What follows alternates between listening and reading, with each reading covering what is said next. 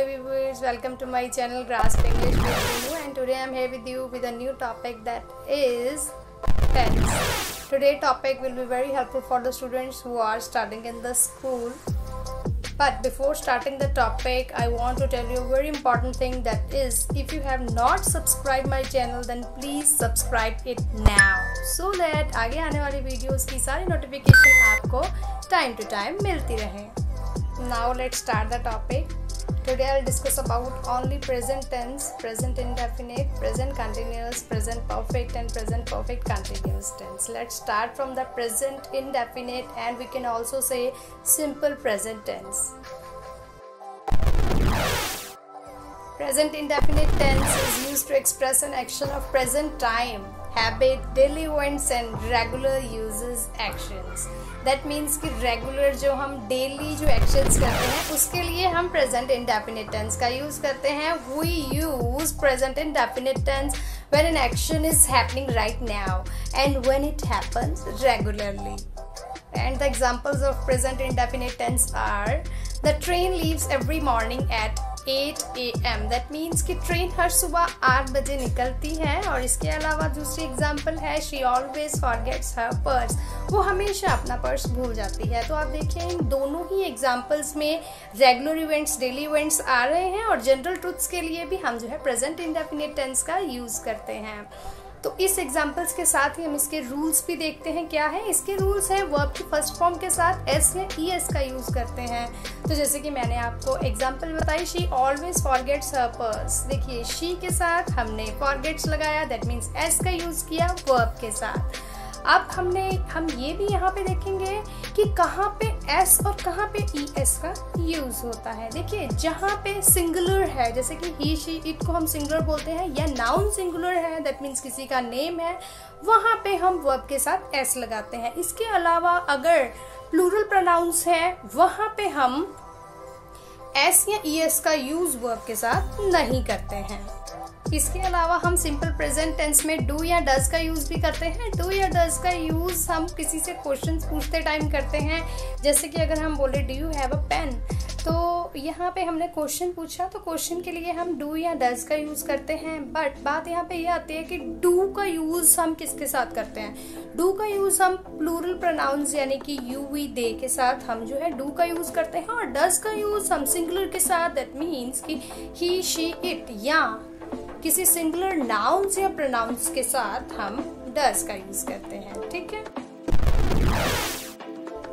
Now the next one is present continuous tense. Present continuous tense is used to show that an ongoing action is happening now.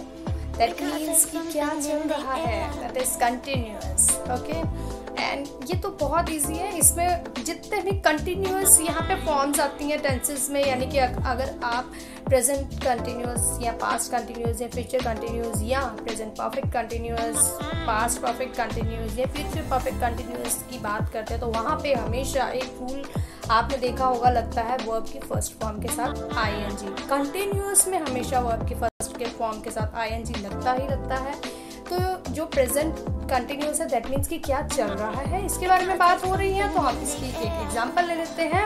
He is going to the market, I am going to the market, they are going to the market. Okay.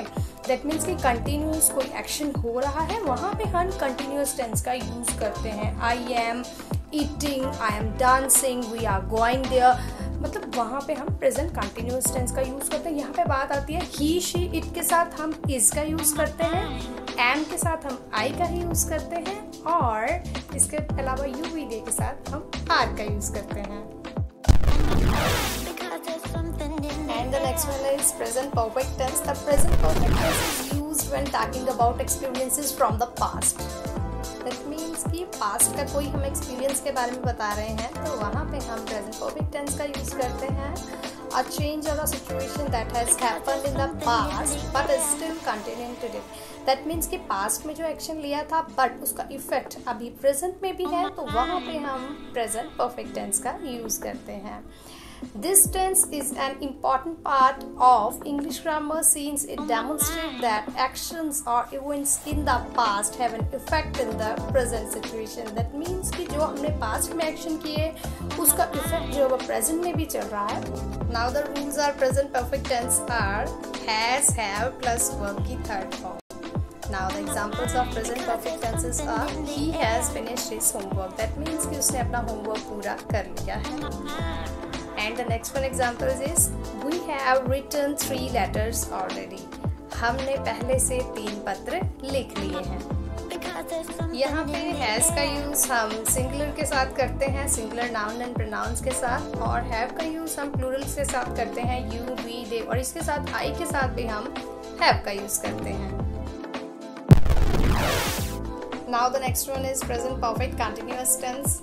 Present perfect continuous tense to show that something started in the past and has continued up until now. That means कि जो काम हमने पहले शुरू किया था और present में भी वो काम चल रहा है, वहाँ पे हम प्रेजेंट परफेक्ट कंटिन्यूस टेंस का यूज़ करते हैं. तो चलिए इसकी एग्जांपल लेते हैं, उससे आपको बहुत अच्छे से क्लियर हो जाएगा. They have been talking for the last hour. That means कि वो पिछले 1 घंटे से बात कर रहे हैं, यानी कि पिछले 1 घंटे से 1 घंटा पहले भी कर रहे थे और अब भी उनकी टॉकिंग चल रही है. ठीक है, तो यहाँ पे हमने इसीलिए प्रेजेंट कंटिन्यूअस टेंस का यूज़ किया. And the next one is I have been studying for 3 hours. मैं पिछले 3 घंटे से पढ़ाई या अध्ययन कर रहा हूँ. तो देखिए पिछले 3 घंटे से यानी पहले भी कर रहा था और अब भी कर रहा है, इसीलिए हम यहाँ पे प्रेजेंट कंटिन्यूअस टेंस का यूज़ कर रहे हैं.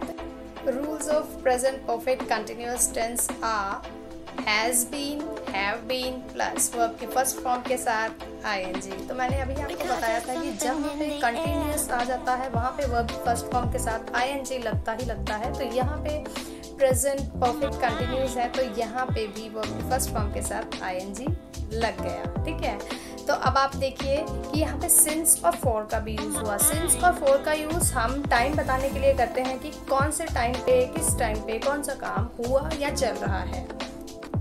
तो यहाँ पर भी हैज़ बीन का यूज़ हम सिंगुलर के साथ करते हैं. That means he, she, it, या सिंगुलर नाउन्स और प्रोनाउंस के साथ हम हैज़ बीन का यूज़ करते हैं. या हैव बीन का यूज़ हम यू, वी, दे यानी कि प्लूरल प्रोनाउंस या नाउन्स के साथ हम हैव बीन का यूज़ करते हैं. Hope you understand well. उम्मीद है आपको बहुत अच्छे से समझ में आया होगा.